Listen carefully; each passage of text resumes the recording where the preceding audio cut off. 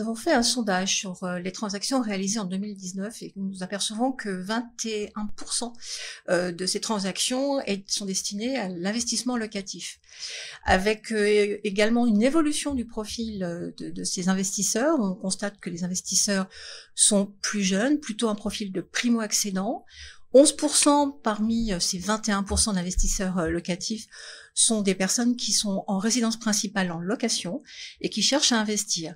Alors c'est vrai que le marché et le niveau des taux favorisent l'accession et plutôt l'accession des primo-accédants, avec également pour eux une démarche qui n'est pas une démarche spéculative, ça je tiens à le préciser, Oui. mais plutôt une démarche de prudence, c'est-à-dire on se constitue un apport pour plus tard, on constitue une retraite.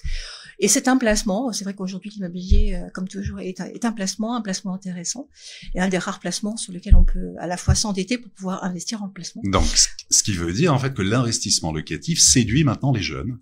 De plus en plus les jeunes, et l'effet marquant de cette étude, c'est vraiment le profil le locataire qui, en fin de compte, pour des questions soit de niveau de prix, soit de mobilité, ne souhaite pas investir en résidence principale, mais par contre, investissent pour l'investissement locatif. Quelles sont les villes, les secteurs privilégiés?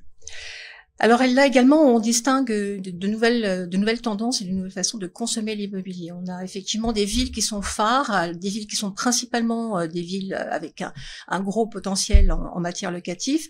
On peut parler de Lille, de Reims, de Rouen, qui sont également des villes sur lesquelles aujourd'hui on peut aller investir en ayant un loyer qui soit supérieur à la mensualité quand on prend un emprunt sur 20 ans. Si je prends en Lille, par exemple, on est à 100 € de plus sur un studio de 25 mètres carrés. Donc ça, ce sont des éléments phares.